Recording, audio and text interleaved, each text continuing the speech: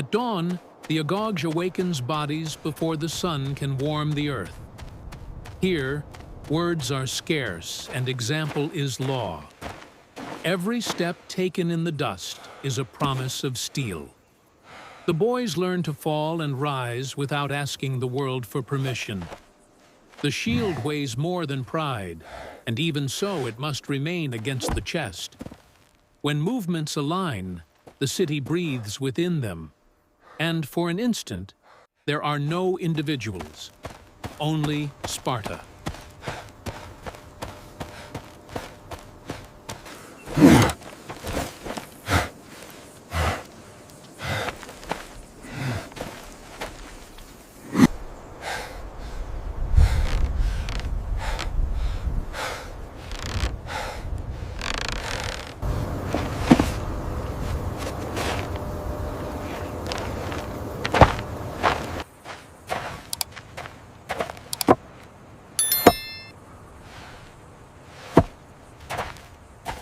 In the Agoge, red is not an ornament. It is a reminder of duty, of blood not yet shed. The coarse fabric grazes the skin while the shield digs into the shoulder. Every fiber asks for silence and constancy. Hunger and fatigue circle like dogs, but complaints are not fed here. The body learns to economize gestures, the gaze to ask for nothing. If falling is allowed, lingering on the ground is not. And when the sun climbs, red glints in the dust like banked embers.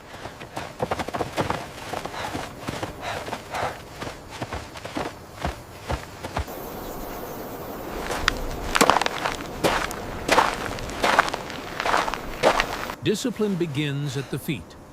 The ground teaches the exact measure of the step, and the shield dictates the distance between lives. The mind learns to store strength like water in a clay jar. Error weighs more than the wood of the shield. Thus the gesture must be borne complete. Between the chill of the stream and the heat of the earth, muscles discover where fear ends. When cadence sets, each youth no longer trains for himself, but for the void a missing shield would leave in the line.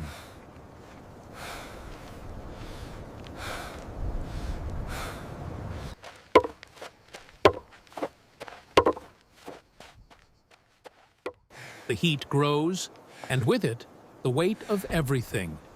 The shield, the air, the silence. In Sparta, endurance is not a solitary virtue. It is the first stone of the wall. The instructor measures more than muscles. He measures the distance between will and limit. Every tremor of the arm is a vow to remain in the line tomorrow.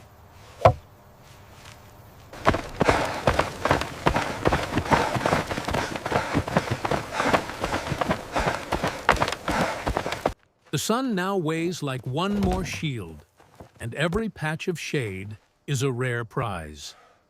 Here, error hurts not only the body, it bites at pride, which in Sparta is worth more than bread. The instructor need not raise his voice to impose fear. The silence between one tap of the staff and the next is enough. Hands tremble, but the red hides doubt like embers under ash.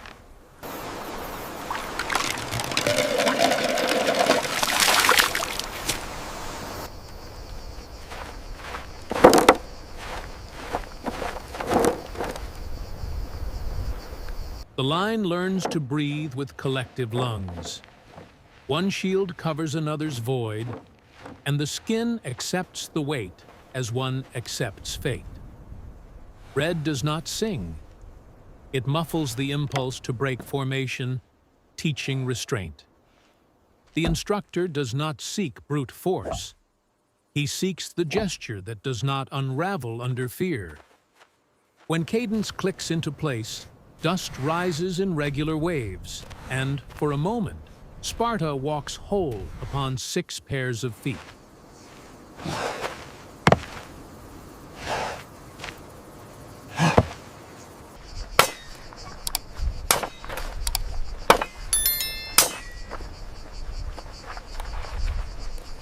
Routine sharpens the body where hunger cannot reach.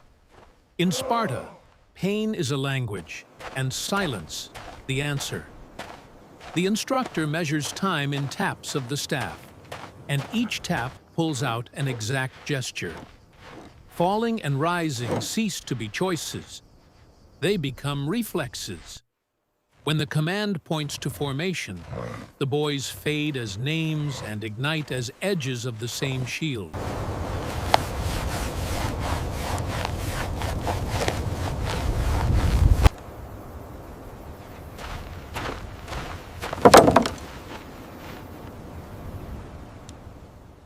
Red is not to shine in the sun. It is to disappear into the formation. The staff sets a tempo. The bodies obey before they can think. Half step, shield, spear. He who rushes the gesture breaks his neighbor. He who delays leaves a gap through which death enters. The instructor seeks the silence between impacts. That is where discipline dwells. When the edges of the shields meet, each youth feels the other's weight, as if it were his own.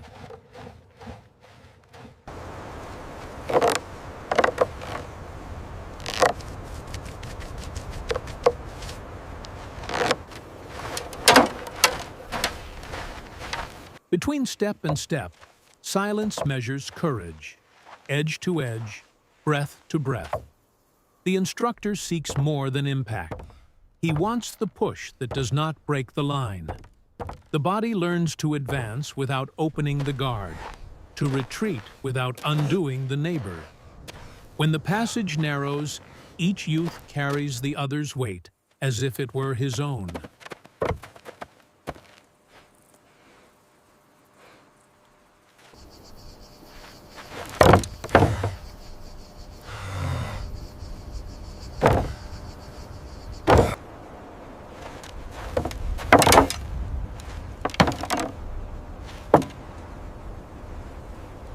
The day advances and the demands advance with it.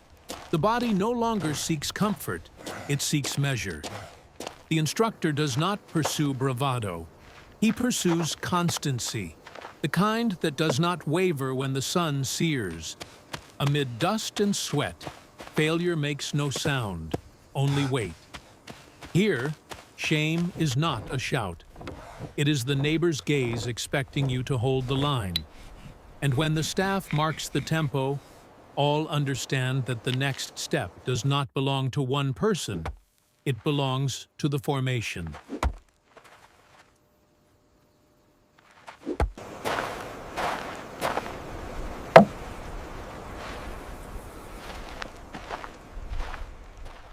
Inspection weighs more than the run. It is when error has nowhere to hide. Red sustains an impassive face, while the staff measures every distance.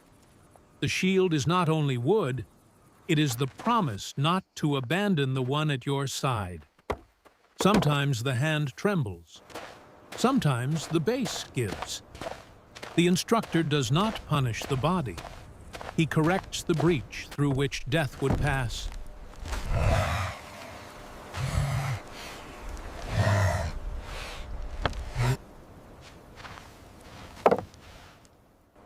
The line learns to seal gaps as one seals wounds. The staff does not forgive delays. Each tap is a reminder that the city rests upon the right gesture. The shield teaches the humility of the shoulder that yields to a line with a neighbor's. He who squanders strength today will be missing tomorrow in the decisive push.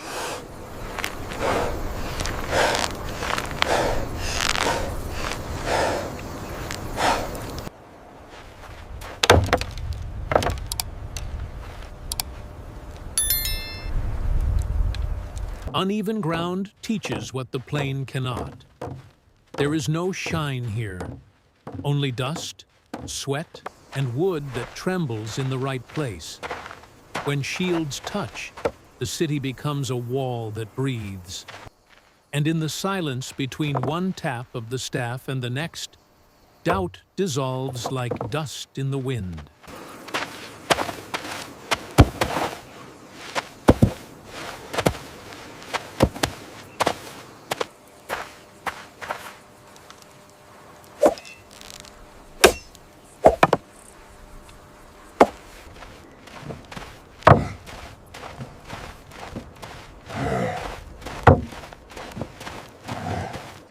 Repetition erases haste and leaves only the just gesture.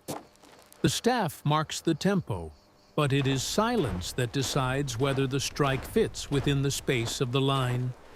Each youth learns to be half a wall, whole only when pressed against his neighbor. Hunger visits, the sun weighs, but cadence sustains more than bread.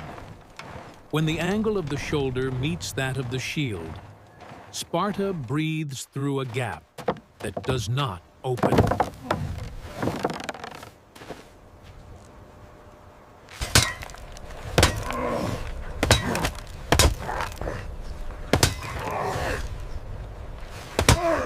The instructor narrows the path and demands a decision in half a second.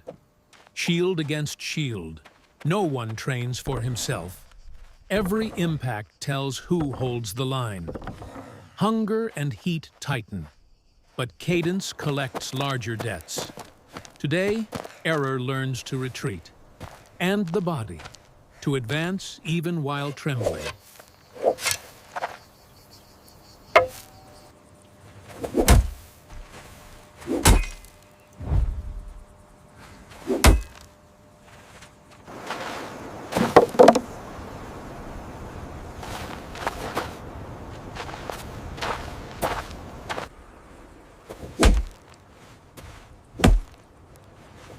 The instructor narrows the corridor, and the edges of the shields seek their lock without mercy. Here, courage is measured by the silence between two impacts. He who keeps the point steady writes order into chaos. And when dust covers everything, each youth discovers that the arm's strength is less than the strength of the tempo.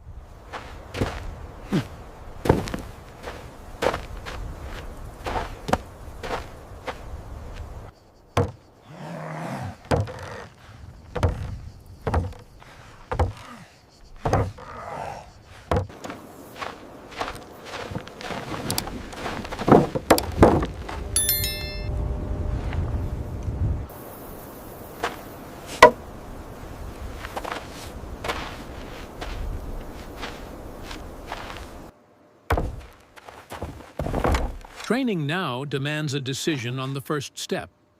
He who arrives crooked opens the city. Shield against shield. Doubt dies in the brief impact. The spear is the ruler of space. The shoulder, the hammer of will. When the dust rises in a single breath, the boys cease to be boys, and the phalanx breathes.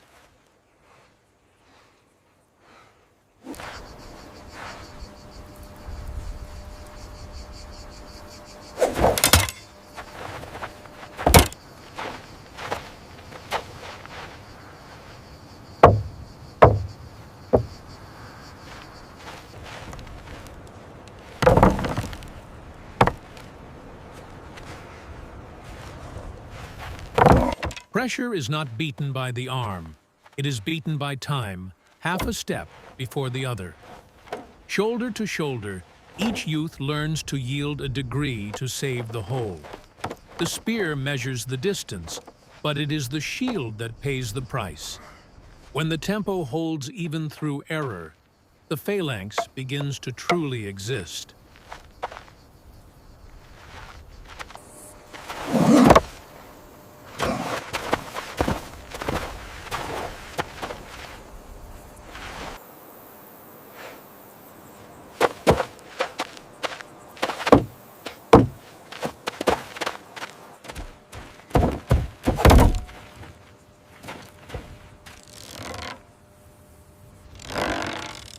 Red does not ask for glory. It demands tempo. One decision per step. The instructor speaks with the silence between two taps of the staff, and the line learns to listen. The spear measures the interval. The shoulder buys the space. When the terrain narrows, force becomes geometry. Close, lock, push. And if error appears, the rank swallows it before it grows.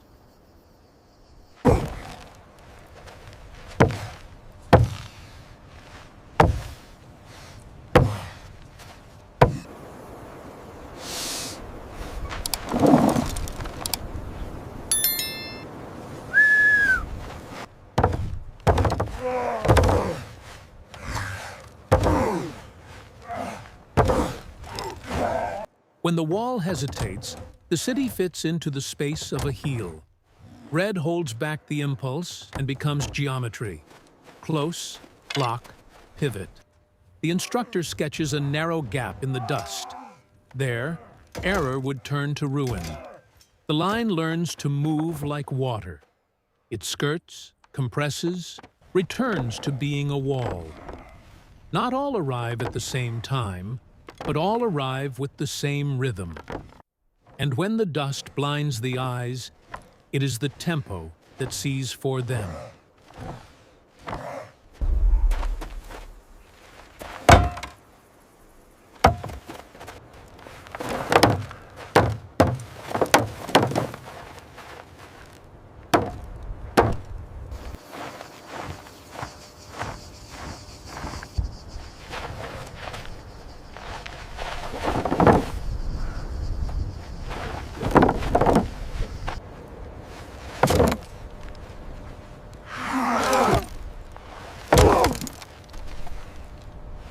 After the impact comes the void where one hears one's own body. The instructor lowers the staff. It is not pardon. It is measure fulfilled. The hands that, moments ago, pushed against the world now hold only wood and leather. The water of the stream returns names to faces, one by one.